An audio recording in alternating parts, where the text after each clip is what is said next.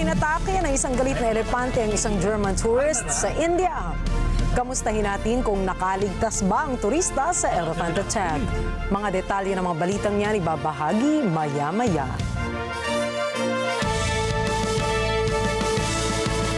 Magandang gabi, ako si Rikki Alagao, Flores. Ito ang Mata ng Agila International. Para naman sa mga headlines ngayong araw ng Biyernes.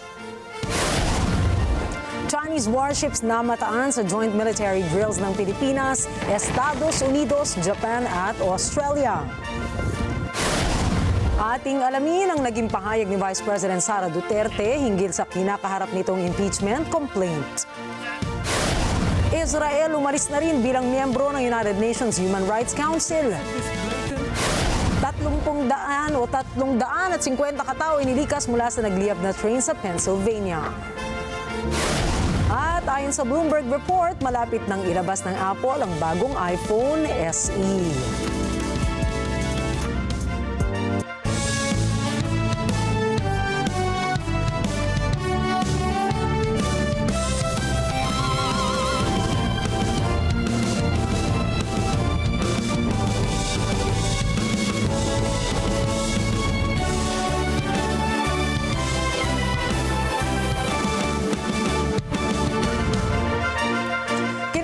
Ng US Indo-Pacific Command na kinontrata ng US Department of Defense ang bumagsak na aircraft sa Ampatuan, Maguindanao del Sur noong February 16 o 6.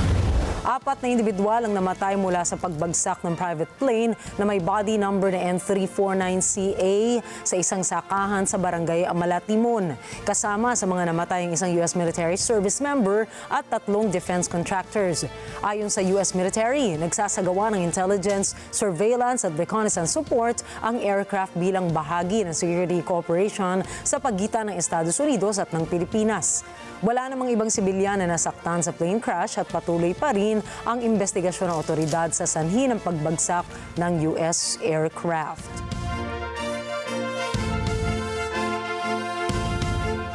Ayon sa Armed Forces of the Philippines o AFP, namataan nila ang presensya ng mga Chinese warships habang isinasagawa ang joint military drills ng Pilipinas, US, Japan at Australia sa West Philippine Sea o WPS.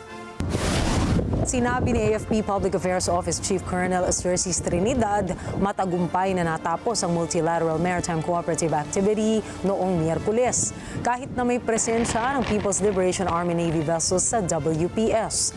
Nanatilian niya ang mga barko ng China sa malayong distansya at hindi nakialam sa maritime drills. Nagsagawa ng communication check exercises, maritime domain awareness and contact reporting at iba pang drills ang mga tauhan ng BRP Jose Rizal ng Pilipinas, HMAS Hubbard ng Australia, JS Azikuzuki ng Japan at US Benfold ng Estados Unidos. Dagdag ni AFP Chief General Romeo Bronner Jr., layo ng aktibidad na ito na gawing matibay ang kooperasyon sa pagitan ng 4 na bansa para mapanatili ang kaligtasan sa paglalayag sa Indo-Pacific region alinsunod na rin sa international laws. Binasag na ni Vice Presidente Sara Duterte ang kanyang katahimikan at sinagot ang mga tanong ukol sa reklamang impeachment laban sa kanya. Sa pagharap ni VP Sara sa media, kaninang hapon ay nanindigan ito na hindi siya magbibitiw sa pwesto bilang bise at sinabi niyang handa siyang harapin ang impeachment complaint. Muling inulit ng bise ang kanyang pahayag na hindi niya pinagbantaan ang buhay ni Pangulong Ferdinand Marcos Jr. at First Lady Liza Araneta Marcos gaya ng akusasyon sa kanya sa articles of impeachment. Wala pa tayo doon, ma'am, na masyado pang malayo yung mga ganyan na mga bagay. I did not make an assassination threat to the president. Sila lang nagsasabi niyan. Sila lang nagsasabi may assassination. Sila nagsasabi may assassin, may gunman. Next, PGDB. Not say that. Sa panahon ngayon, ma'am, na sobrang... Magbigay pa ng komento ni VP Sara sa issue kung nakaramdam ba siya ng pagtataksil sa mga dating malalapit na kongresista sa kanya na pumirma sa impeachment complaint. Ipinunto niya na wala siyang barkadang politiko. Tumanggi ring magbigay ng reaksyon ng bise tungkol sa pagiging una sa listahan ng pumirma sa impeachment complaint si presidential son at Ilocos Norte Congressman Sandro Marcos. Nagbiro rin si VP Sara na mas masakit pa ang maiwanan ng karelasyon kaysa ma-impeach sa House of Representatives. Actually, ma'am, wala akong feelings. Wala akong feelings about it. Kasi kung napapansin nyo, wala naman kasi talaga akong barkada na politiko. I don't join their circles. But we are friends, yes. But kung ninong at ninang lang ng mga anak, walang ninong at ninang na politiko ang mga anak ko. Maliban kay Stonefish, dahil nandoon si former President Erap Estrada. So, I don't move in the circle of politicians. Kaibigan, yes. But to say that meron akong close relationship, personal relationship with them, wala naman. Kaya siguro, ganyan din siguro kadali sa kanila ang magdesisyon about the impeachment. Samantala, hindi nagbigay ng detalye ang vice-presidente kung sino-sino ang magiging abogado niya para sa impeachment trial sa Senado. Pero sinabi niyang handa na ang kanyang legal team na idepensa siya. Binanggit niya na welcome ang kanyang ama na si dating Pangulong Rodrigo Duterte na maging bahagi ng kanyang legal team. Inamin niya na hindi pa sila nakakausap ulit na mag-ama simula nang siya ay ma-impeach o i-impeach ng Kamara. Pero nagpadala siya ng mensahe sa dating Pangulo. Everything will be all right. Yan ata ang sinabi ko.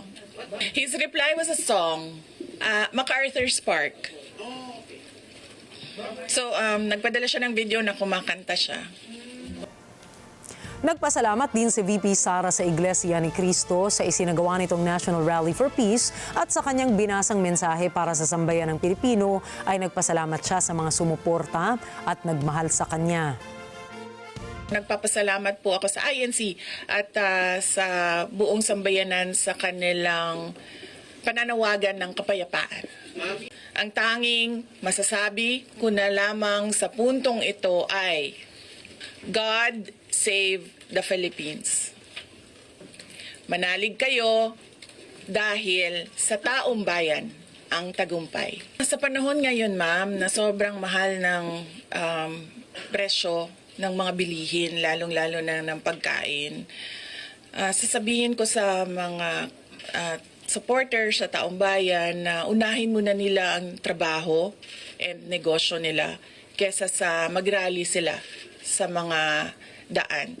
Dahil marami o lahat tayo breadwinners. So merong mga bata or merong mga kapamilya na nagdedepende sa atin. Sinabi ni Senate President Francis Cheese Escudero na tatawid sa susunod na Kongreso o sa 20th Congress ang impeachment trial laban kay Vice President Sara Duterte. Ipaniliwanag ng senador na marami pang prosesong pagdadaanan ng reklamong impeachment bago ganap na masimula ng pagdinig rito. Kung masimulan niya ang pagproseso sa June 2 ng impeachment ay hanggang June 30 na lamang ang termino ng mga senador ng 19th Congress at hindi sapat ang panahong ito. Nilinaw rin ni Escudero na hindi rin naman agad masisimulan ang paglilitis sa June 2 dahil may mga kailangan pang gawin, kagaya na lamang ng pag-update ng impeachment rules. Matapos nito ay bibigyan pa ng panahon ng kampo ni VP Sara upang sagutin ang mga paratang at sasagot pang muli ang prosecution team mula sa Kamara. Hindi rin anya masisisi ang Senado sa anumang pagkaantala sa impeachment trial dahil natanggap lamang nito ang articles of impeachment mula sa Kamara noong huling araw ng sesyon nito. Aarangkada na sa susunod na buwan ang pamamahagi ng fuel subsidy ng Department of Transportation sa mga public utility vehicle drivers.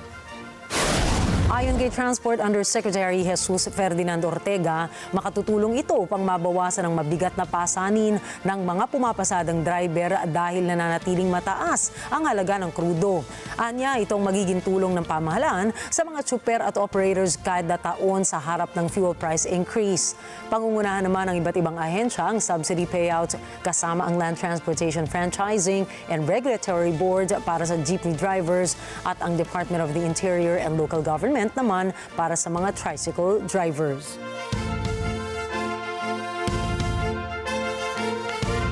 Samantala, asahan ang katiting na tapyas presyo sa produktong petrolyo sa susunod na linggo.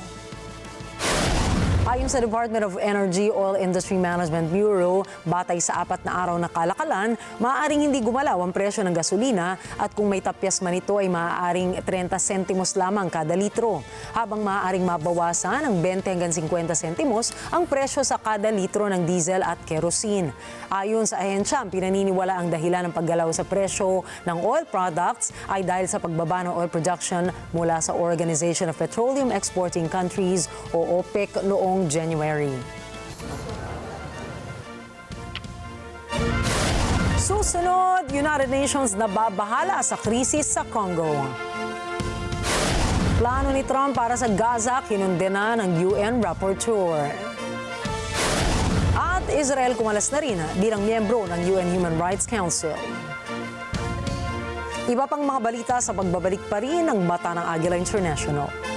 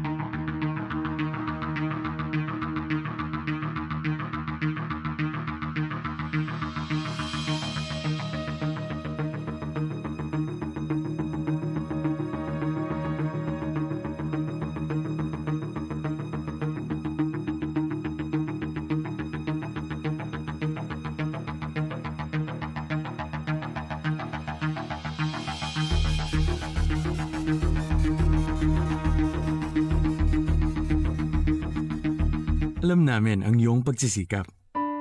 Dama namin ang iyong mga sakripisyo. Kita namin ang pagharap mo sa bawat pagsubok. Kaya sa kabila ng mga hamon ng buhay, nandito kami para umalalay. Kasi katulad mo, gusto rin namin ang magandang bukas para sa kanya. Hatid namin ang dekalidad na edukasyon at makabagong pasilidad sa abot kayang halaga. Kaya huwag ka na mangamba. Sasamahan ka namin tuparin ang mga pangarap niya.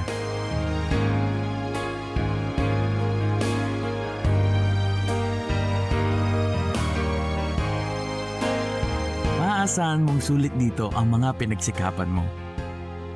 Sa aming mga makabagong pasilidad at sistema ng edukasyon. Mailalabas natin ang aking talino at mga kakayahan niya. Kahit sa munting halaga, makakasiguro ka na makakasabay siya sa mabilis na pag-ikot ng mundo.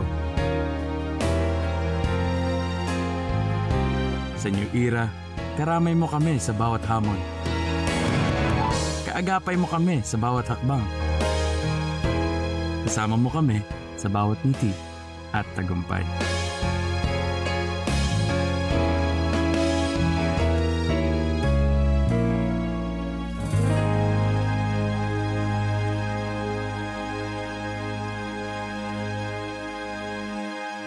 Ang SBP ay binuo upang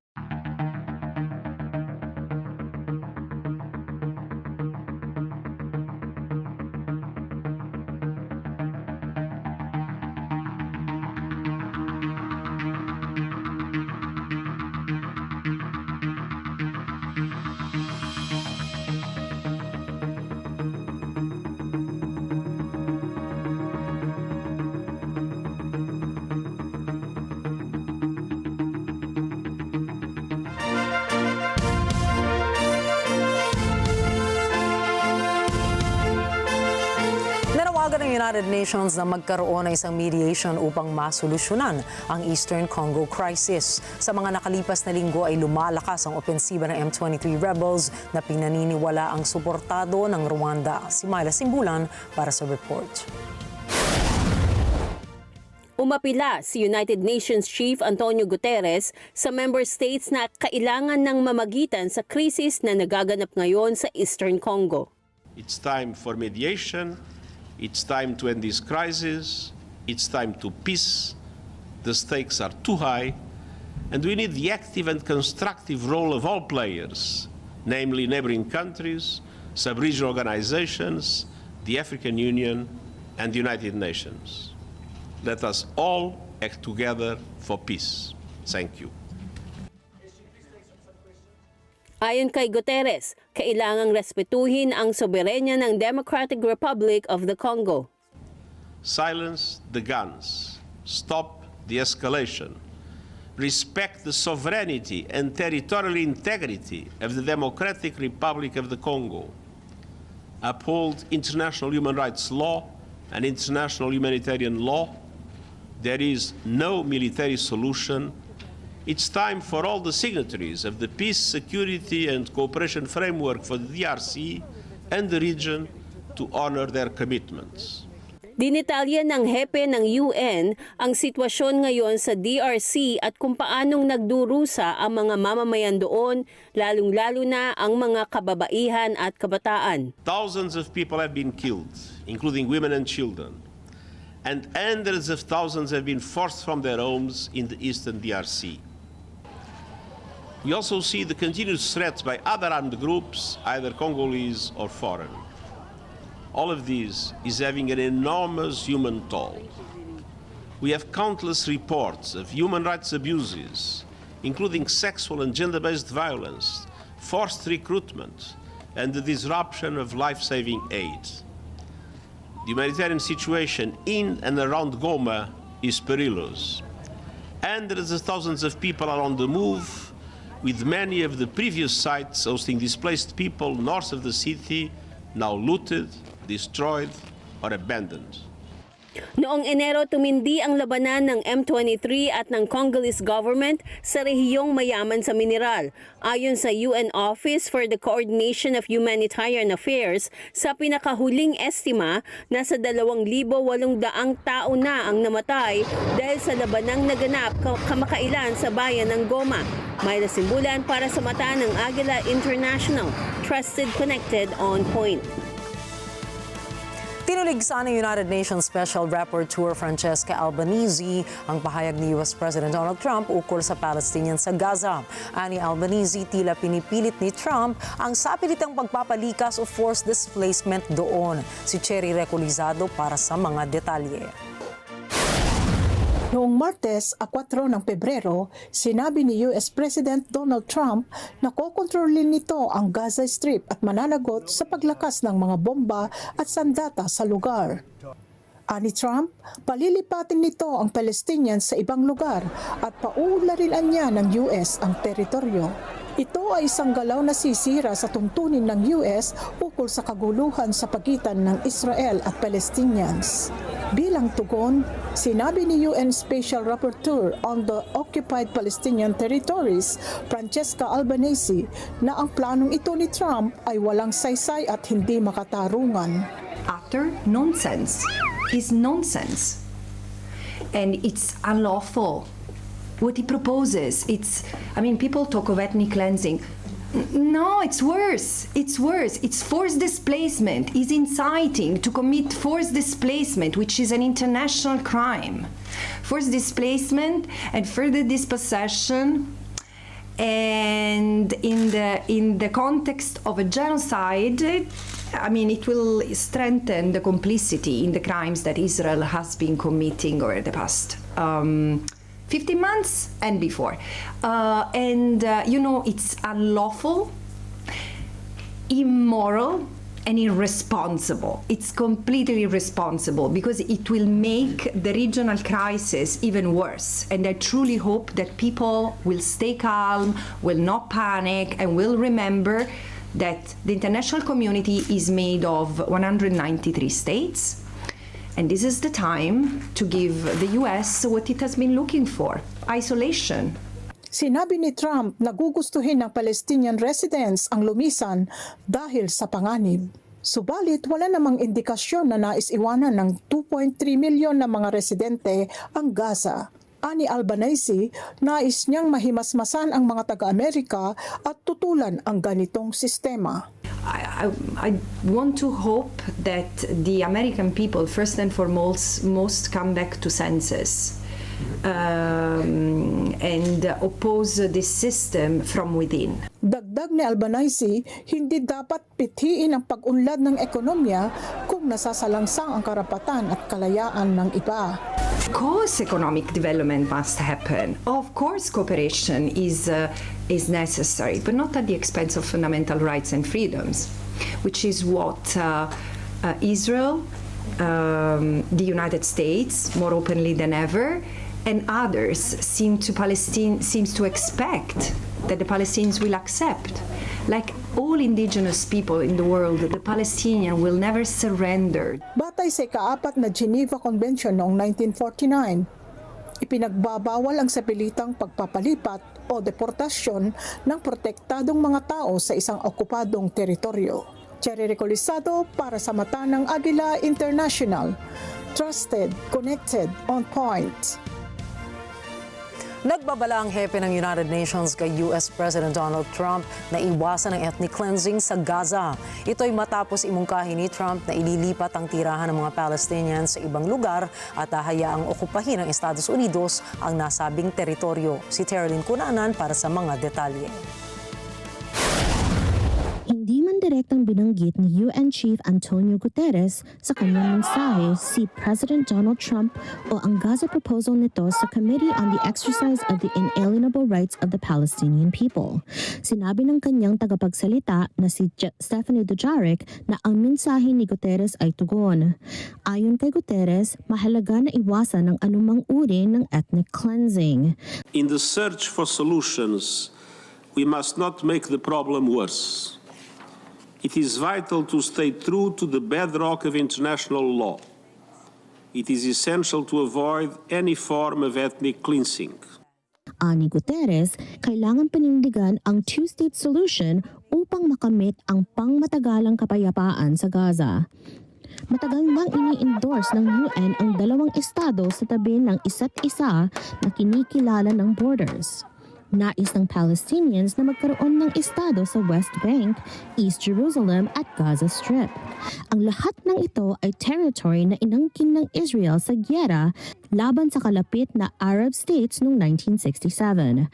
We must reaffirm the two-state solution. Any durable peace will require tangible, irreversible, and permanent progress toward the two-state solution, an end to the occupation, and the establishment of an independent Palestinian state with Gaza as an integral part. Ayon kay Dujarric, nakipag-usap si Guterres kay King Abdullah ng Jordan ukol sa sitwasyon sa rehiyon. Samantala, sinabi ng Palestinian envoy Riyad Mansour sa committee na magpapadala ng mensahe si Abdullah kay Trump mula sa Arab states sa pagbisita nito sa Washington sa isang linggo. We have no country except Palestine. Gaza is a precious part of it. We are not going to leave Gaza. There is no power on earth that can remove the Palestinian people from our ancestral homeland, including Gaza. We want to rebuild it. We want to put it back together, and we ask all countries to help us in this endeavor and in this regard. We are not looking for other homelands or other countries. Terlyn Cunanan para sa mata ng Agila International. Trusted, connected, on point. Kasunod ng Estados Unidos, inanunsyo ng Israel na hindi na sila makikibahagi pa sa United Nations Human Rights Council o UNHRC. Just an hour ago, I presented to the Human Rights Council, to the President of the Human Rights Council, Ambassador Hugh Glauber, a letter from the Minister of Foreign Affairs of Israel, His Excellency Gideon Sa'ar, a letter informing the President of the Human Rights Council that Israel is withdrawing from the Human Rights Council. The Human Rights Council has been a biased body since its beginning, with dictatorships lecturing democracies on human rights. Una nang inihayag ni UNHRC spokesperson Pascal Sim na ang Israel ay nasa isang observer state status na sakop nila kaya hindi sila pwedeng umalis. Ang UNHRC ay isang Geneva-based council na binubuo ng 47 UN member states. Ang mga nangunguna rito ay nagsisilbi ng 4 na taon at ang kanilang termino ay rotation basis kung saan ang US ay hindi na elected member ng konseho. Samantala, inakusahan ni Ambassador of Israel to the UN, Daniel Meron, ang UNHRC ng anti-Semitism, kaya ito raw ang dahilan kung kaya't nagpasya silang gayahin ng US at umalis na sa konseho. Sinabi rin ng Israeli Ambassador na biased daw ang UNHRC sa Israel. Today, in the face of this blatant anti-Semitism perpetrated by mandate holders, the Human Rights Council is silent. The Council, as well as the Office of the High Commissioner for Human Rights, systematically favors one party to the conflict and advance a narrative under which Palestinians and their institutions have no obligations and duties under international law. We hope that the UN system will be able to undergo deep structural reforms that would end the politicization of human rights. Until then, Israel feels compelled to not engage with the Human Rights Council. Noong Huwebes, inakusahan ng isang federal judge si US President Donald Trump ng pagwawalang bahala sa batas nang ideklara nito ang pagkitil sa birthright citizenship. Matapos lagyan ng judge ng ekstensyon ang pagharang niya sa utos ni Trump, idineklara nitong hindi makakonstitusyon ang aksyon ng Pangulo. Si Rosel Feria para sa balita. Nagpalakpakan ang nasa loob ng korte nang inextend ni US District Judge John Kafenor ang kanyang utos na harangan ang executive order ni Pangulong Donald Trump ukol sa pagbawi ng birthright citizenship. Inaasahang aapila ang administrasyon ni Trump laban sa desisyon ng judge. Ang pag-uutos ng judge ay sa isang kaso na isinampa ng mga demokratikong estado ng Washington, Arizona, Illinois at Oregon at ng ilang nagdadalang tao. Ayon sa mga ito, ang executive order ni Trump ay sumasalangsang sa 14th Amendment ng US Constitution na nagsasaad na sino mang ipinanganak sa Estados Unidos ay mamamayan nito. Batay sa utos ni Trump, hindi dapat kilalanin ng mga ahensya ng bansa ang pagkamamamayan ng mga sanggol na ipinanganak sa bansa simula 19 ng Pebrero kung ang magulang nito ay hindi US citizen o lawful permanent resident. Ang pambansang preliminary injunction ni Kafenor ay isa sa 2 inisyu ng federal judges na humaharang sa pag-uutos ng Pangulo. Noong 5 ng Pebrero, isang federal judge din sa Maryland ang nag-issue ng kawangis na injunction.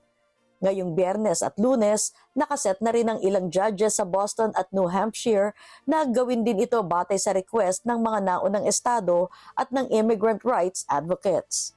Rosel Feria para sa Mata ng Agila International, trusted, connected, on point. Nagprotesta sa Washington, D.C. ang mga kamag-anak ng Hamas hostages. Kasama ng mga ito ang Israeli community na humihingi ng aksyon sa pamahalaan ng Estados Unidos na muling kausapin ang grupong Hamas at pakawalan na nito ang mga natitira pang hostages. Si MJ de Guzman para sa balita. Nakikiusap ang mga demonstrador sa Estados Unidos na huwag huminto sa pagtulong at huwag limutin ang natitira pang mga bihag ng Hamas. Please don't stop now. If this deal fall apart, the hostage will die. It is not metaphor. It is true. You know it. I know it. And you are the only one who can stop it from happening. Please, President Trump, don't let them be forgotten. Ayon sa isang ina na may anak na bihag ng Hamas, ang nais lamang niya ay mayakap muli ang kanyang anak. I have not come here as a politician or as an activist. I am an Israeli patriot, and I am simply here as a deeply concerned mother who wants to hold her son again. A mother who expects her country to stand up for her. A mother who expects her prime minister to to do everything he can to free Israeli hostages. But instead, he made excuses and favored political consideration opposing the deal. Isinalaysay ng isang dating bihag ang kanyang pinagdaanan. Anya, para sa mga hindi pa pinakakawalan, bawat sandaling bihag ang mga ito ay pagnanakaw ng bahagi ng kanilang mga buhay. My name is Ilana Gritsewski. On October 7, I was kidnapped from my home in Kibbutz Niros, held in captivity for 55 days by Hamas, living through fear, hunger, and torment. But I was one of the lucky ones. I made it out on the first deal. My partner Mathan did not. Mathan is still there. 79 hostages are still there. Every second that passes, every moment, is another pieces of their life stole away.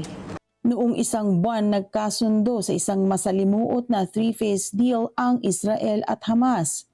Dahil dito natigil ang labanan sa Gaza. Nagpakawala ng 18 mga bihag ang Hamas, kapalit ng pagpapalaya naman ng Israel sa daan-daang Palestinian prisoners of war. Batay sa ceasefire agreement, sisimulan ng pag-uusap ukol sa ikalawang yugto ng kasunduan sa ika-16 na araw ng unang yugto. Kasama sa ikalawang yugto, ang pagpapalaya ng Hamas sa natitira pang mga bihag nito na sinasabing tuluyang magtatapos ng labanan at kukumpleto ng pag-alis ng puwersa ng Israel sa Gaza. NJ De Guzman para sa mata ng Agila International, Trusted, Connected. Patuloy ang protesta ng daan-daang tao, kabilang ang mga senador at kinatawan laban sa mga aksyon ni Pangulong Donald Trump at ang hepe ng bagong tatag na Department of Government Efficiency na si Elon Musk. Ang protesta ay may kaugnayan sa plano ni Trump at Musk na ipasara ang United States Agency for International Development o USAID. Si Chantal Santos para sa report. Nakapokus ang protesta sa desisyon ng Trump administration na paglibanin ang mga direktang empleyado ng USAID sa buong mundo at i-recall ang libo-libong personel nito na nagtatrabaho sa ibang bansa.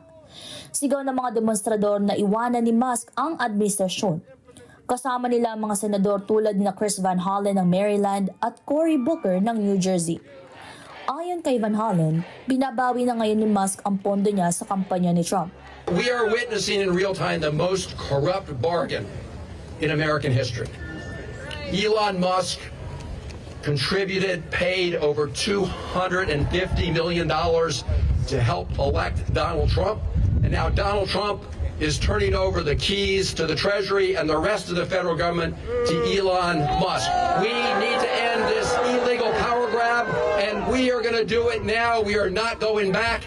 Samantala, ipinahayag ni Booker na dadaanin nila ang paglaban sa legal na paraan. The second thing we are going to do is we are going to fight this legally in every way we can. We will fight their violation of civil service laws. We will fight their violation of civil rights laws. We will fight their violations of separation of powers. We will fight their violations of our Constitution of the United States of America. We will not shut up. We will stand up. We will speak up. We will rise up. It is time, as the African spiritual says, for us to lift every voice in condemnation of what's going on. Dagdag ni Booker, ang protesta ay hindi pamumulitika. Ito anya ay paghahayag ng totoo. This is not about left or right, it's about right and wrong.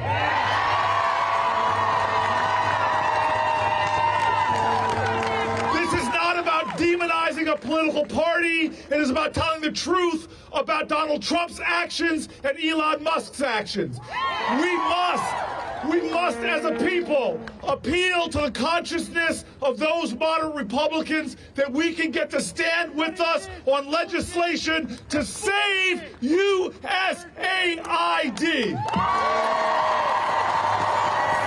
Ipanaliwanag ng isang dating USAID contractor kung bakit mahalagang pondohan ang mga programang sinusuportahan ng ahensya.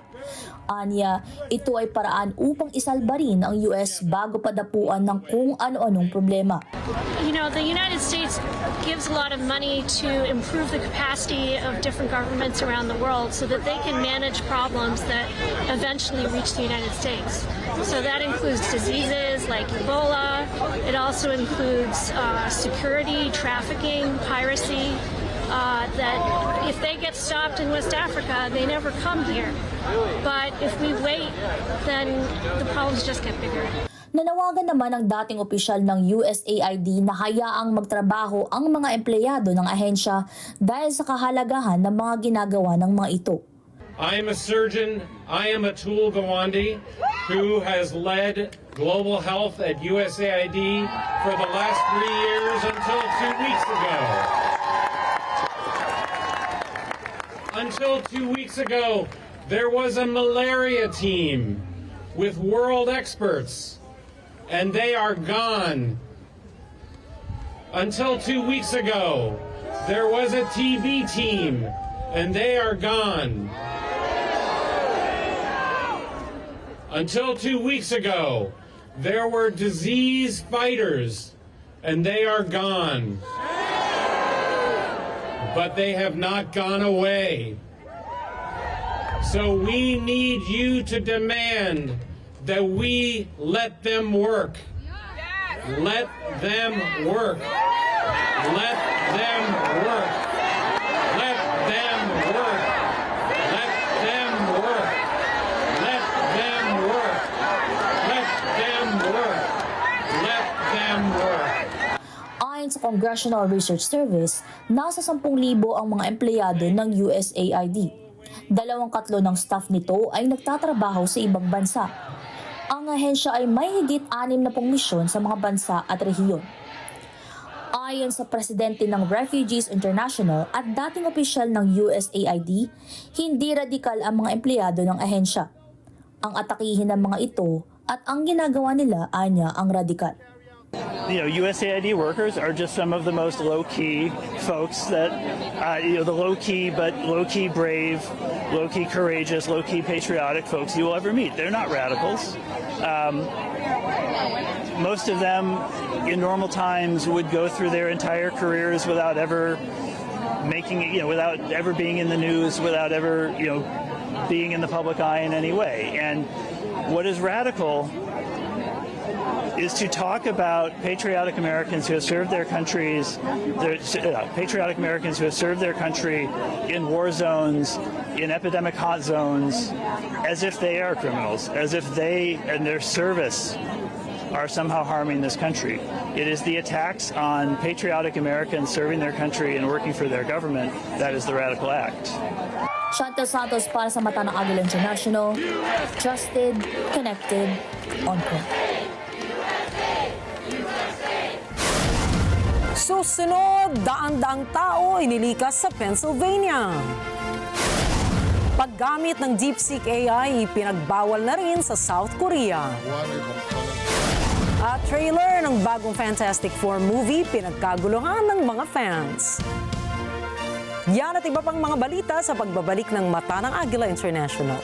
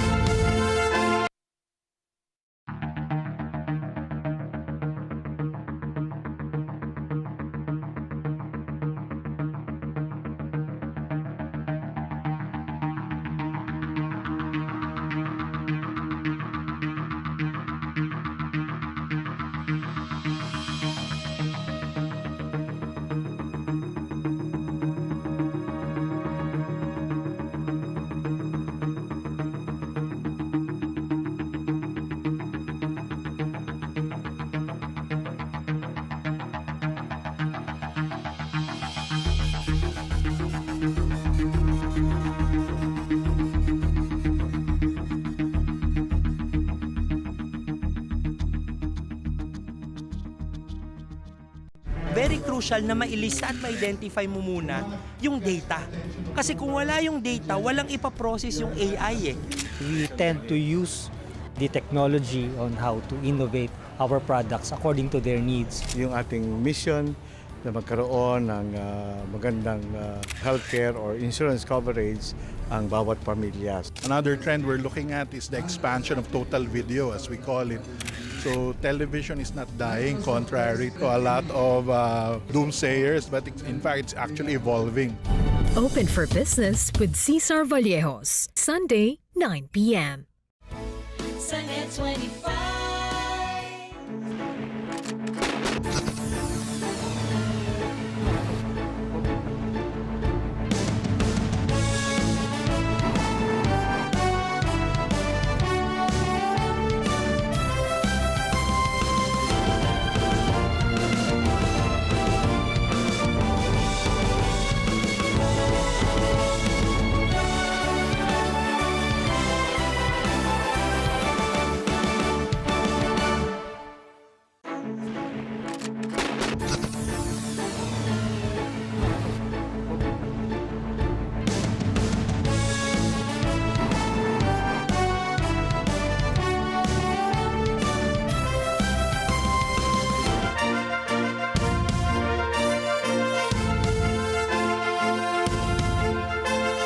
Tinamaan ng malakas na cold wave ang hilagang bahagi ng China kung saan nasa freezing temperatures na ang klima sa lugar habang nagyeyelo na ang mga ilog sa ibang rehiyon doon. Ayon sa Beijing Meteorological Service, nakapagtala ng above level 8 na malakas na hangin ang tumatama sa 25 mga lugar sa bansa kung saan pumapalo sa higit 30 kilometers per hour ang bilis ng hangin. Nagdeklara na rin ng blue warning ang Weather Bureau ng China dahil sa tuloy-tuloy na freezing temperatures ngayong linggo. Inabisuhan naman ng mga otoridad ang mga residente sa Beijing na iwasan muna ang paglabas sa kanilang mga tahanan dahil sa inaasahang malakas na hangin na babayo sa kanilang lugar. Naalarma ang mga residente ng Greater Buenos Aires, Argentina dahil nagkulay pula ang kanilang ilog. Hinala ng publiko ay may natapang toxic waste sa ilog na pwede nilang ikalason. Galing umano ang toxic spill sa aniline contamination o chemical waste ng isang kalapit na depot. Nangolekta na ang mga otoridad ng water samples sa ilog para alamin kung bakit naging kulay pula ang tubig nito. At ayon sa inisyal na pagsisiyasat ng Buenos Aires Environment Ministry ay hindi nakalalason ang mga natapong sangkap sa ilog. Ngunit hinihintay pa rin ng mga residente roon ang opisyal at kumpletong ulat ng mga otoridad sa mga nakuwang water samples sa ilog. Isang passenger train naman ang nabalot ng apoy sa Pennsylvania kung saan inilikas ang nasa 350 katao. Ayon sa ulat ng local media, isang Southeastern Pennsylvania Transportation Authority train ang bigla na lamang nagliyab habang nakaparada ito sa isang istasyon ng tren. Mula sa video na nakalap, mapapansin na maraming mga bumbero ang inaapula ang apoy mula sa passenger train. Wala namang naitalang nasaktan mula sa insidente habang inaalam naman ng mga otoridad ang sanhi ng sunog sa tren. Isang 77-year-old German tourist ang namatay sa isang elephant attack sa India. Ayon sa lokal na ulat, kinilala ang biktima bilang si Mikel Yursen. Bago ang trahedya, nagmomotorsiklo si Yursen sa kahabaan ng Polachi-Valparay Road nang binalaan na siya ng ibang motorista na huwag nang tumuloy dahil may nag-aamok na elepante sa daan. Sa kabila ng mga babalay, tumuloy pa rin si Yursen. Mapapansin mula sa video na nang malapit na si Yursen sa hayop ay nanuwag ang elepante at tumilapo ng turista sa gilid ng kalsada. Mula sa impact ng pag-atake ng elepante ay nagtamo ng malalang pinsala sa katawan ng turista. Nadala pa si Yursen sa pagamutan pero dito na siya namatay.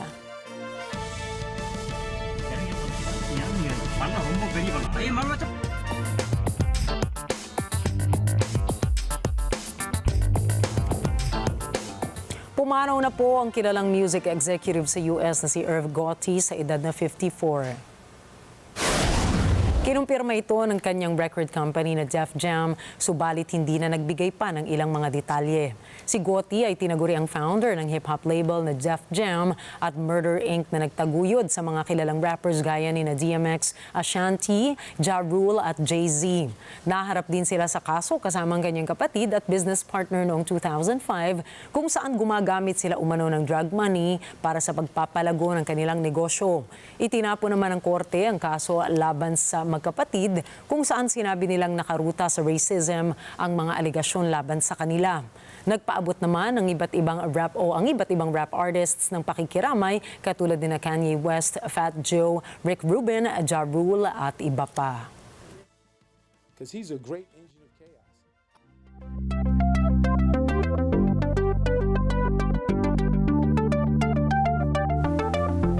Inihayag ni South Korean Foreign Ministry spokesman Lee Jae-wong na gumagawa ang kanilang gobyerno ng mga hakbang ukol sa Chinese Artificial Intelligence o AI startup na DeepSeek.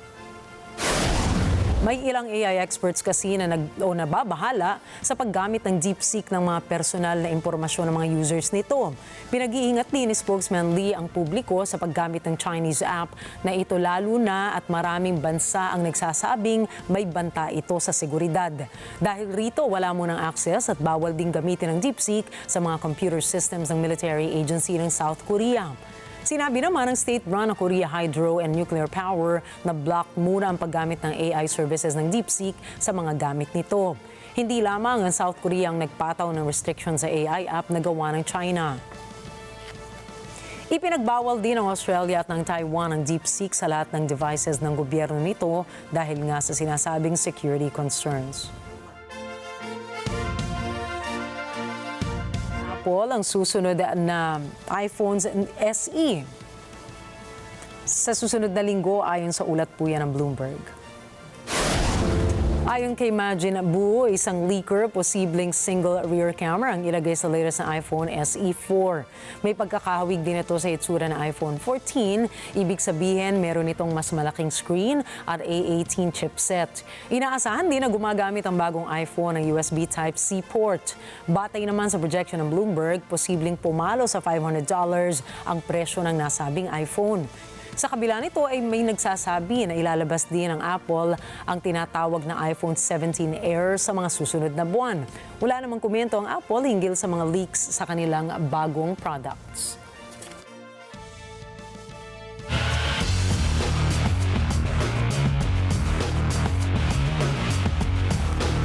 Inanunsyo ni dating tennis world number 1 at 2-time Grand Slam winner Simona Halep ang kanyang pagreretiro. Isinagawa nito ang anunsyo matapos ang pagkatalo niya sa first round ng Transylvania Open laban kay Lucia Bronzetti ng Italy. Sinabi ng 33-year-old na Romanian tennis star na hindi na nito nakakayana ng injury sa kanyang tuhod at balikat. Magkahalong lungkot at sayang naramdaman dahil sa kahit na gusto pa niyang maglaro ay bumibigay na ang kanyang katawan dahil sa mga injuries. Nagpasalamat na lamang ito dahil sa naging world number 1 na siya at nakakuha pa ng Grand Slam. Nabigo ng 3 Grand Slam final si Halep hanggang makamit ang unang major sa French Open noong 2018 at nagwagi ng Wimbledon sa susunod na taon.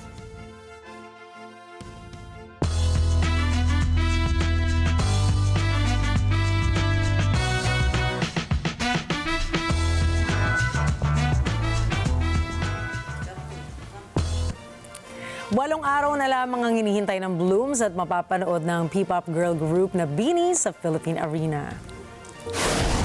Dahil sa February 15 alas 5 ng hapon ay matutunghayan na ang opening ng Beanieverse World Tour kung saan kakantahin ng nation's girl group ang kanilang latest single na Blink Twice. Sa isang contract signing ay mangiyak-ngiyak na inalala ni Beanie Stacy ang hirap na pinagdaanan ng kanilang grupo bago makapasok sa industriya ng entertainment. Pinaghirapan namin talaga kung nasan kami ngayon. Nag-audition talaga kami. Talaga pinilahan namin kung nasan kami ngayon. Super thank you sa mga nagtiwala sa amin. Samantala, inilabas na ng Marvel ang unang trailer ng pelikulang Fantastic Four. Tampok sa trailer MCU First Family na binubuo ni na Pedro Pascal bilang si Reed Richards, Ibon Moss Backrack bilang si Ben Grimm, Joseph Quinn bilang si Johnny Storm at si Vanessa Kirby bilang si Sue Storm na kayang maging invisible. Ang mga miyembro ng Fantastic Four ay mga astronauts na ayon sa comics ay nagkaroon ng superpowers dahil na-expose sila sa isang aksidente sa space. Ipalalabas ito sa July 25, 2025. New Jeans or rather NJZ is back and bolder than ever. Ito ang pinagkakaguluhan ng Bunnies matapos i-anunsyo ng Complex ang pangalawang debut ng sikat na Korean girl group. Ilang buwan matapos ang kanilang drama kasama ang Hype record label ay inanunsyo ng sikat na media company ang NJZ bilang headliner ng kanilang ComplexCon event sa Hong Kong. Dagdag pa rito ay sinabi nilang maglalabas ng bagong musika ang grupo sa naturang event. Sa ngayon ay hindi na makapag-antay ang fans na makakasama o makasama si Minji, Hani, Daniel, Herin, and Hain sa ilalim ng NJZ. Noong nakaraang taon ay formal lang tinapos ng New Jeans ang kanilang kontrata sa Hybe at Adore matapos mabigo ang Hybe dahil sa breach of contract. Susunod, Gaudi building sa Argentina binuhay gamit ang digital mapping artwork. Exhibit sa Mexico ipinamalas ang ganda ng Amazon rainforest. At abangan ang iba pang mga storya pagdating ni Alma Angeles at ng Mata ng Agila World News. Abangan, magbabalik pa rin po ang Mata ng Agila International.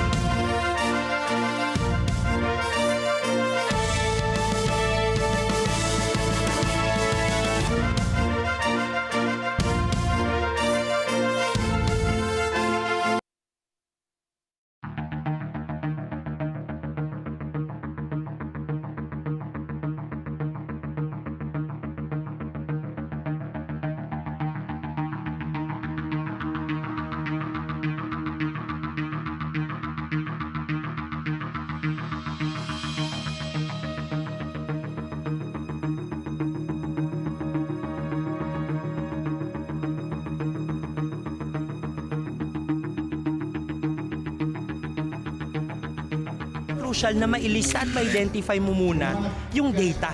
Kasi kung wala yung data, walang ipaprocess yung AI eh. We tend to use the technology on how to innovate our products according to their needs. Yung ating mission na magkaroon ng magandang healthcare or insurance coverage ang bawat pamilya. Another trend we're looking at is the expansion of total video, as we call it. So television is not dying, contrary to a lot of doomsayers, but in fact, it's actually evolving. Open for Business with Cesar Vallejos, Sunday, 9 p.m. Sunday 25.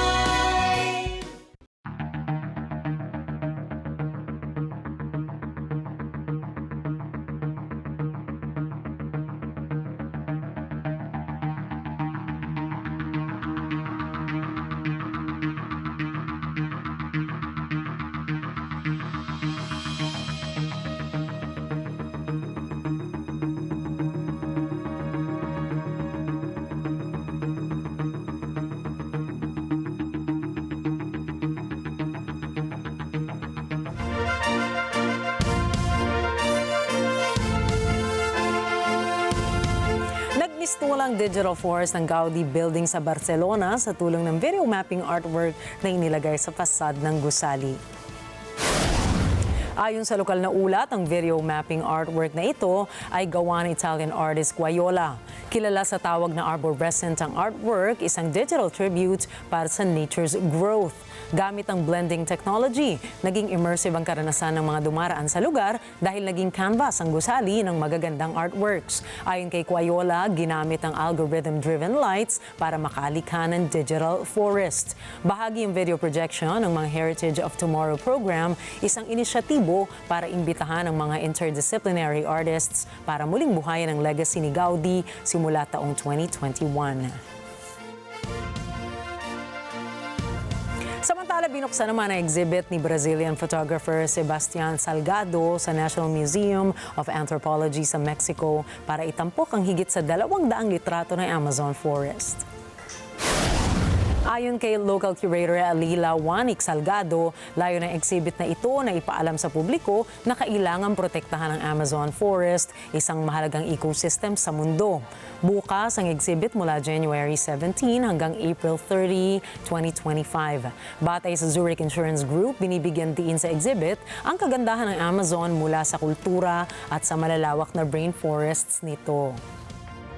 Hoy, com este cambio climático, con la destrucción permanente del planeta, que nosotros, con nuestra sociedad de consumo, estamos haciendo, estamos destruyendo el planeta. Y tenemos la obligación de mantener algunos de esos grandes santuarios, que Amazonia es uno de ellos, para garantizar de una cierta forma la sobrevivencia de nuestra especie.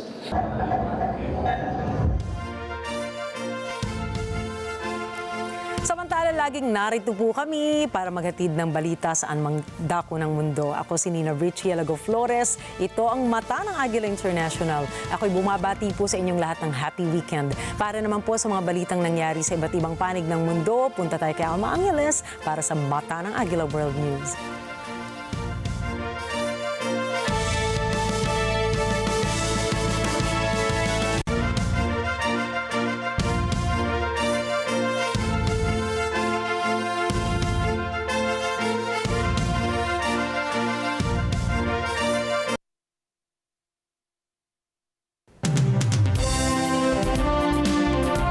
Thank you, Nina.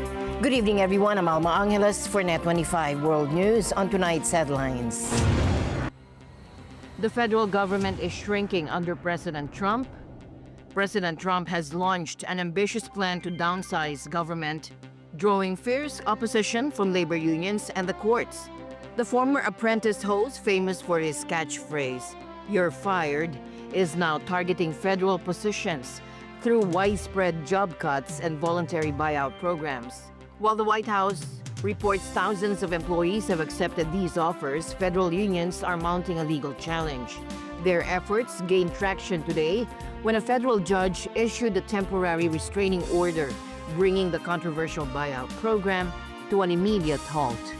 We don't think it's on any kind of sound legal footing. They do not seem to care about the millions of Americans who depend on the services that federal employees provide. And the news starts now.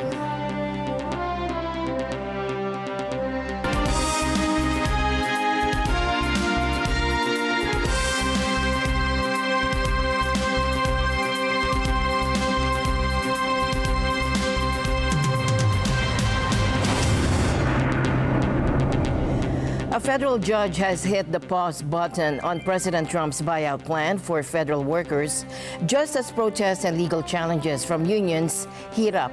And this move puts the administration's push to shrink the government on hold, leaving thousands of employees in uncertainty as the legal fight plays out. As demonstrations against President Donald Trump and his special government employee, Elon Musk, sweep the country, a judge on Thursday temporarily blocked the administration's proposed buyout for federal workers until at least Monday. That's after labor unions sued to stop it. Now there's a Monday hearing on the issue. Federal workers are under pressure from the Trump administration to leave their jobs in an unprecedented drive to overhaul the government. Everybody's replaceable. Workers had faced a midnight deadline to make their decision. The offer promises to pay employees salaries until October, but that may not be ironclad. Current spending laws expire on March 14th, and there is no guarantee that salaries will be funded beyond that point. Many Democrats and labor unions said the offer is not trustworthy. Here's Jacqueline Simon from the American Federation of Government Employees. We don't think it's on any kind of sound legal footing. They do not seem to care about the millions of Americans who depend on the services that federal employees provide. And the backlash to Trump's government overhaul is growing. The movement is growing. I mean, we've only had to deal with him for the last 16 days. So I think people are waking up to what we're faced with and are going to be coming into the streets. The buyout is on the table for not only employees at domestic agencies like the Environmental Protection Agency, but intelligence agencies like the CIA as well. The White House has said more than 40,000 people had accepted the buyout offer so far. That's roughly 2% of the federal government's 2.3 million civilian workforce.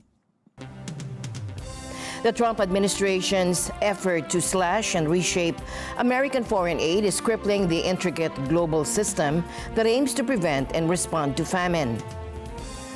Now, even before U.S. President Donald Trump returned to the White House, the International Famine Monitoring and Relief System has struggled to manage hunger crisis sweeping the developing world.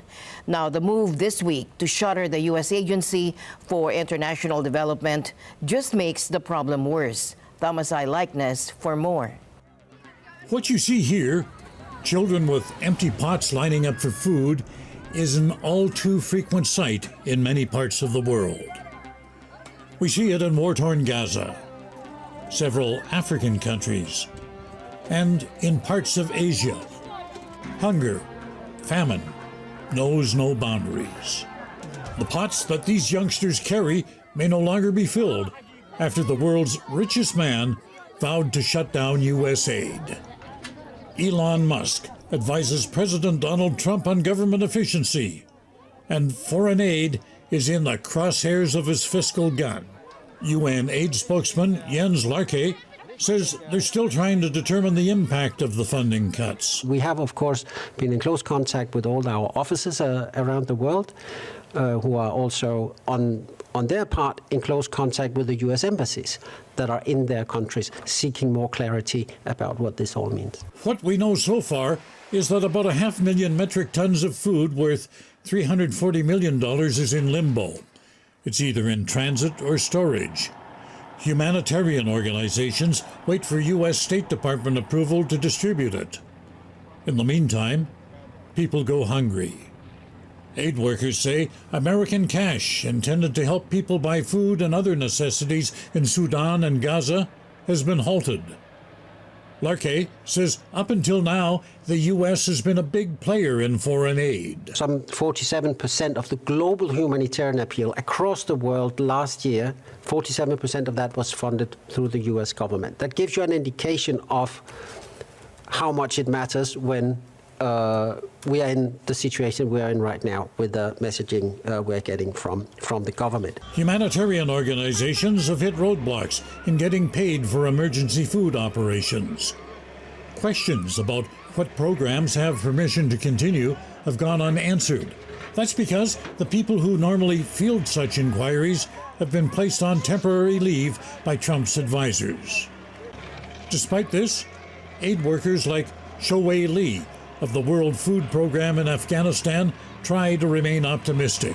I think for the funding situation, we recognize that there are many challenges and high levels of need across the world.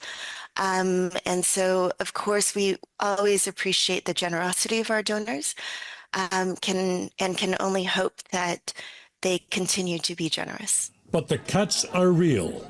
Here are some others. Gone is the Famine Early Warning Systems Network.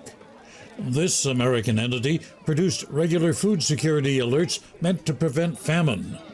Its loss leaves aid organizations without a key source of guidance on where and how to deploy humanitarian relief.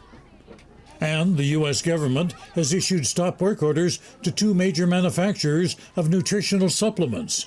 This reduces the supply of life-saving food for severely malnourished children around the world. And while millions in impoverished countries scrounge for the next meal, the unelected billionaire who is slashing aid programs posted this on X. It reads, "We spent the weekend feeding USAID into the wood chipper. Could have gone to some great parties. Did that instead." History seems to be repeating itself. Nero fiddled while Rome burned. During the French Revolution, when Marie Antoinette was told about the masses who had no bread, she said, "Let them eat cake." And in 2025, Elon Musk flippantly boasts about decimating an agency that provides humanitarian aid. Thomas I. Likeness, Net 25 World News. Outrage is boiling over in the United States as USAID faces accusations of mismanaging taxpayer dollars on controversial projects. Now, President Trump and Elon Musk have launched a fierce crackdown, branding the agency as corrupt and wasteful. Since last Monday, USAID offices have been closed, employees sidelined, and crucial global aid programs put on hold. Protests erupted once again in Washington, D.C. as angry aid workers and activists flooded the streets chanting, "USA saves lives." They're calling out President Trump and Elon Musk for dismantling America's lifeline to the world, the USAID. With this, we are witnessing in real time the most corrupt bargain in American history. Elon Musk paid over $250 million to help elect Donald Trump, and now Donald Trump is turning over the keys to the Treasury and the rest of the federal government to Elon Musk. We need to end this illegal power grab, and we are going to do it now. We are not going back. Thank you all for being here.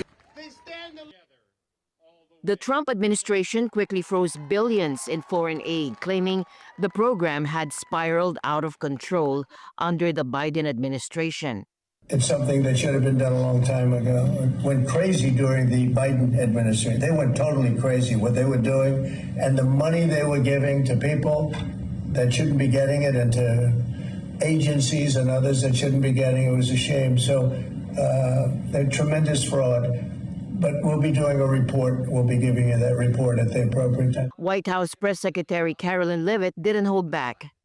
And I would just say a strong message to Democrats who are out there pretending to be outraged about the long list of crap that this administration is cutting, federal waste and funding, like $2 million for sex changes in Guatemala, $6 million to fund tourism in Egypt, $20 million on a new Sesame Street show in Iraq, $4.5 million to combat disinformation in Kazakhstan.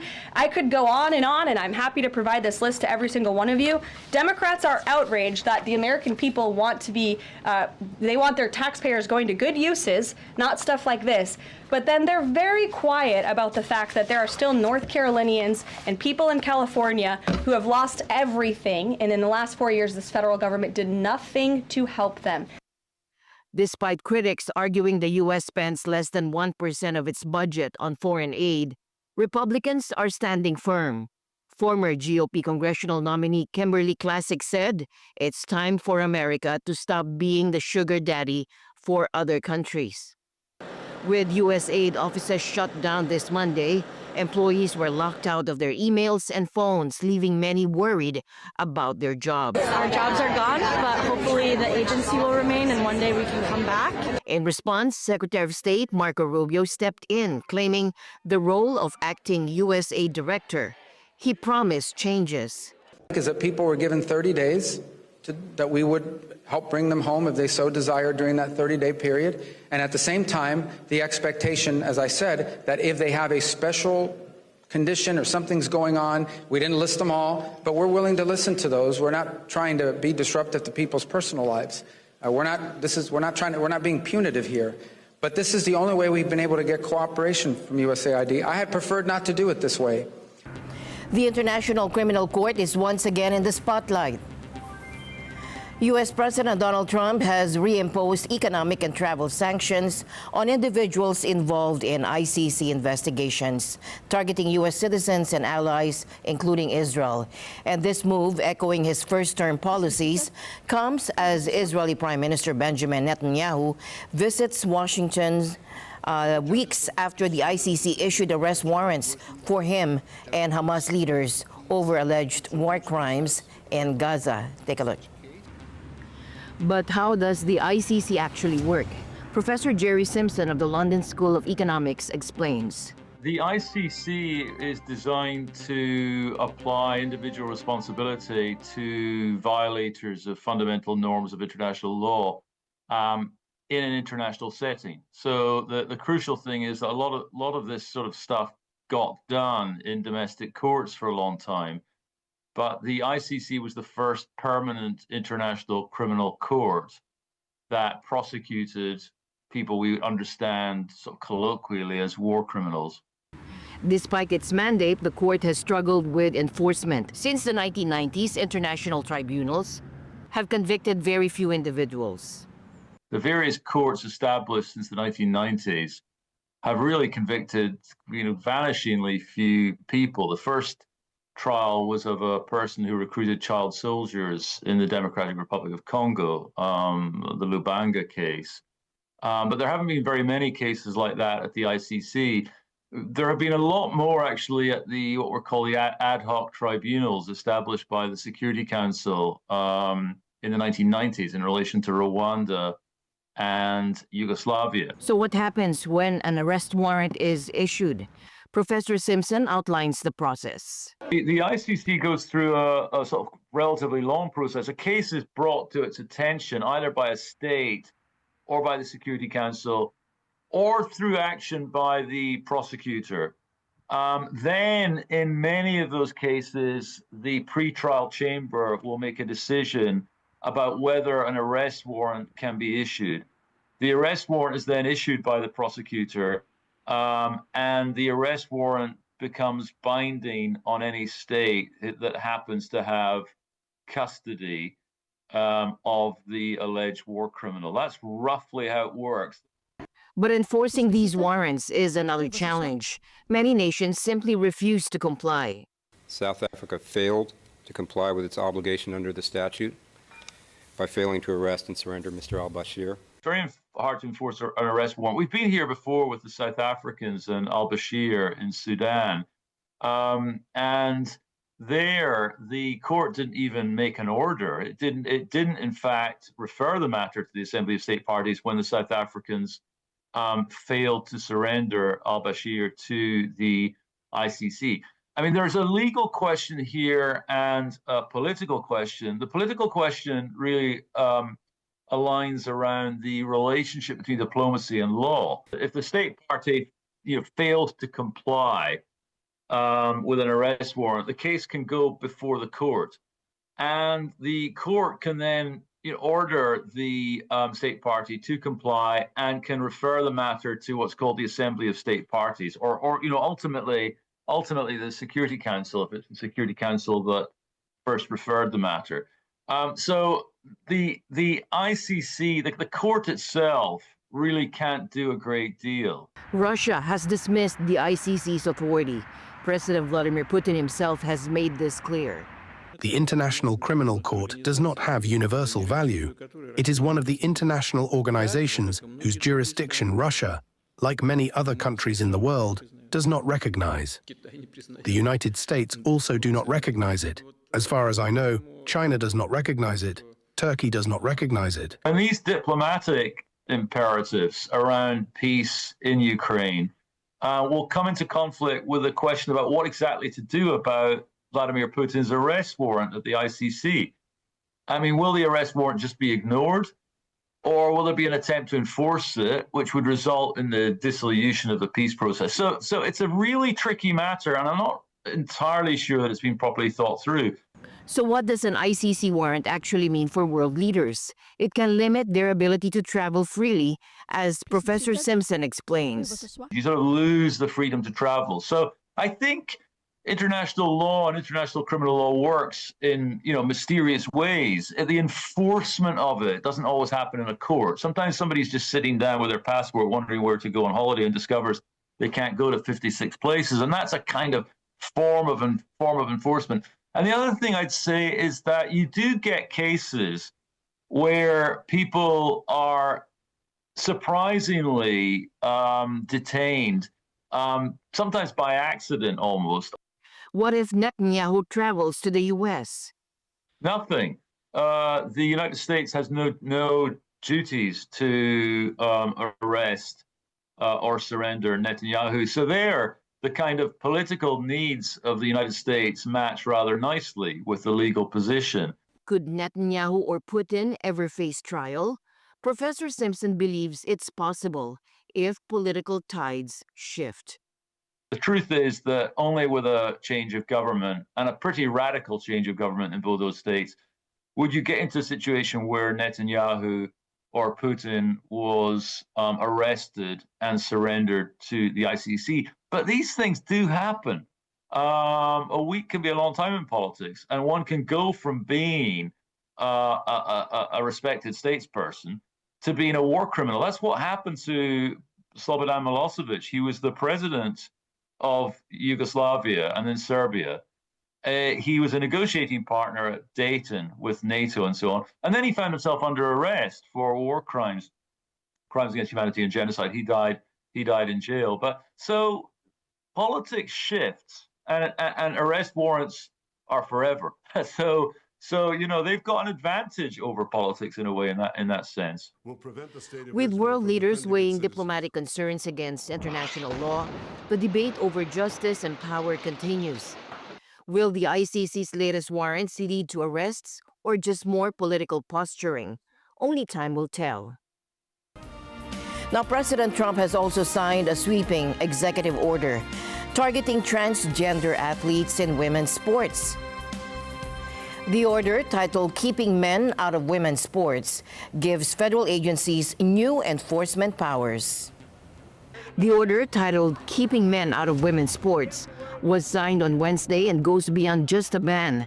It also directs federal agencies to withhold resources from institutions that don't comply. Pretty good, huh? I see that. Okay? Good. Now you're going to go out and win those events, right? Nice to see you all. With this executive order, the war on women's sports is over.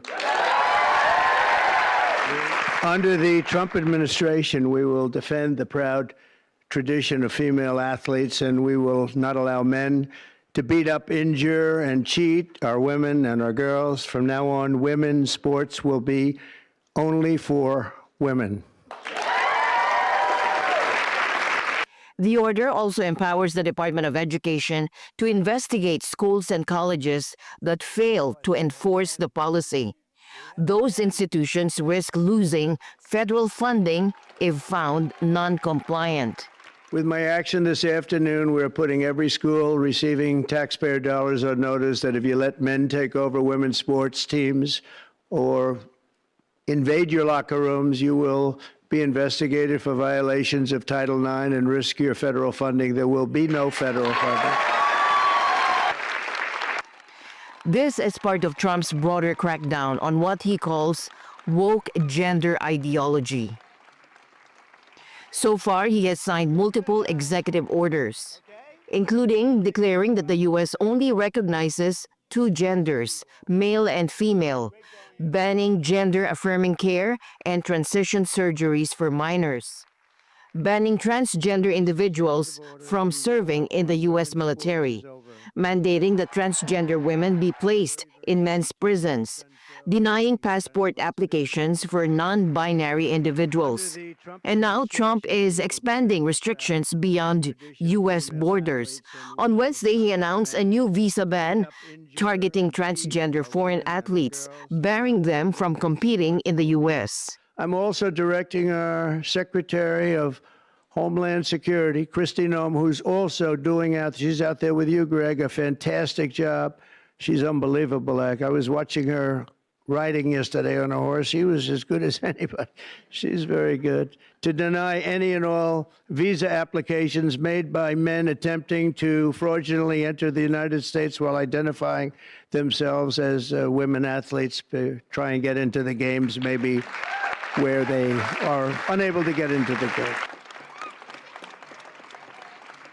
The United States has seized another Venezuelan aircraft, escalating pressure on President Nicolas Maduro's government. The target, a Dassault Falcon 200 jet, now grounded in the Dominican Republic under U.S. sanctions. President Trump weighed in on the Venezuelan situation. No, we want to do something with Venezuela. I've been a very big opponent of Venezuela and Maduro. They've treated us not so good, but they've treated, more importantly, the Venezuelan people very badly. We have a tremendous Venezuelan population. I got 92% of the vote, the Venezuelan vote. Now we want to see what we can do to get people back in their homeland safe and free, and it's been very unfortunate. I was very surprised when I saw that Biden agreed to buy a lot of oil from Venezuela, because Venezuela was just about finished, the dictator. And when that happened, it brought him back to life. You know, Biden went out and they buy millions of barrels of oil. Secretary of State Marco Rubio led the operation in Santo Domingo, where Homeland Security officials confirmed the aircraft's role in state visits, including the 2023 U.S.-Venezuela prisoner exchange. Records showed the plane made multiple trips to Greece, Turkey, Russia, Nicaragua, and Cuba, all in violation of U.S. sanctions. Since that aircraft was utilized for every single state visit by the illegitimate President Nicolas Maduro, to include the 2023 U.S.-Venezuela prison as well. The seizure required a $230,000 foreign aid package to the Dominican Republic for maintenance and storage costs. This marks the second such operation since September 2024, when the Biden administration seized Maduro's $13 million presidential jet, also in the Dominican territory. The latest seizure underscores Washington's expanding strategy to isolate the Maduro regime through both diplomatic and economic pressure. In a heart-stopping rescue on Lake Diaz, Florida, deputies raced against time to save a boater trapped aboard his own vessel as it spun in dangerous circles, creating a deadly whirlpool effect. The dramatic scene unfolded Tuesday when Volusia County Sheriff Marine Unit spotted an unmanned boat careening out of control, only to discover an unconscious man lying aboard. In a daring maneuver captured on video, deputies pursued the spinning vessel, timing their approach perfectly to leap from their patrol boat onto the runaway craft. Let him go around again, and as he comes around, let's just come up next to him and push him up to that tree.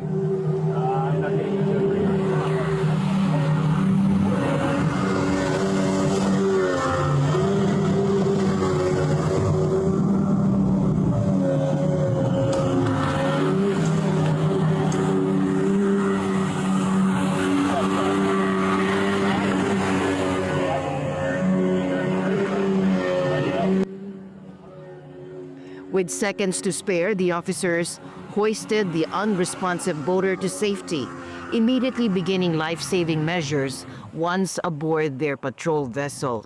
Hey, in case that boat's not going to leave it, we'll transfer it. Yeah. Hey, we're going to take him by boat back over there. Yeah, go back to the shore. I see it. Looks like a diabetes kit here, so you can get it up.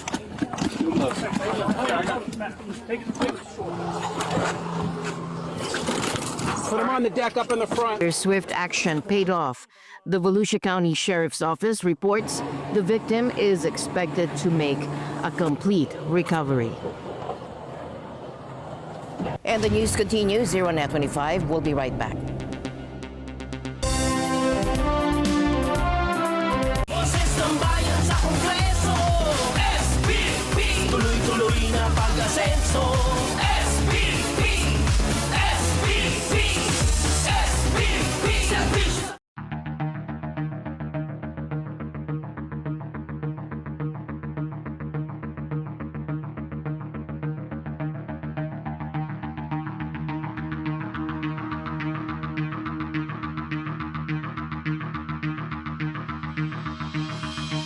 world, we often think of beauty as something that's skin deep.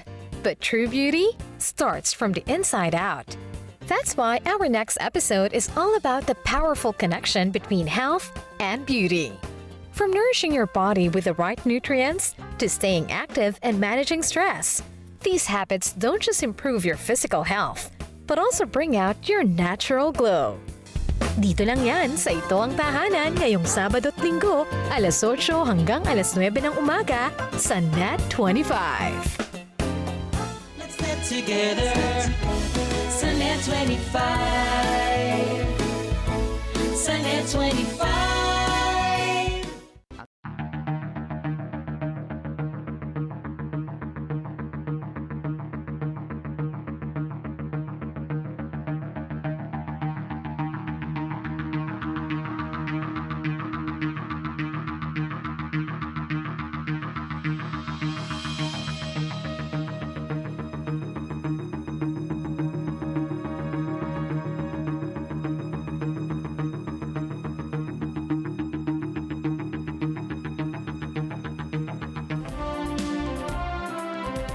Greece has declared a state of emergency on the popular tourist island of Santorini after a week of intense undersea earthquakes. Hundreds of tremors, culminating in a 5.2 magnitude quake, have rattled the island and prompted an exodus of residents and workers. The Greek government is mobilizing all available resources to support Santorini. Firefighters, police, the Coast Guard, the military and medical personnel have been dispatched to the island and surrounding areas. Thousands have already left Santorini, heading to the mainland by ferry. While damage has been minimal so far, the ongoing seismic activity has caused significant concern. Our Santorini is shaking every 10 minutes on average. A lot of earthquakes, there is concern. I would not have left Santorini, but it was planned anyway. I came to do some jobs. I did them and I shook too. I hope everything goes well.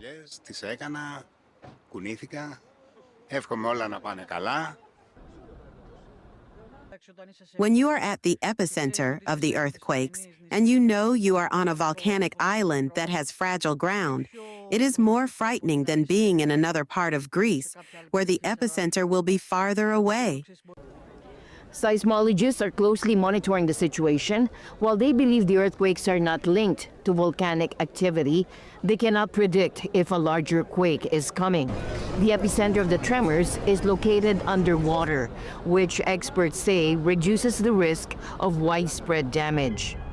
On Santorini, authorities have closed some areas prone to rock slides and are inspecting buildings, including schools, which have all been shut this week. The state of emergency will allow for a faster response should the situation worsen. NASA's Hubble Space Telescope has captured a stunning new image of what's being called the Bullseye Galaxy. Officially named Galaxy Leda 1313424, this blue dwarf galaxy features striking star-filled rings. Now, thanks to Hubble, scientists now believe it has 9 rings, more than previously observed in other galaxies. Now, that's a breathtaking discovery. And with that, we end tonight's broadcast. For everyone here on Net 25, I'm Alma Angeles. Have a great weekend. Good night.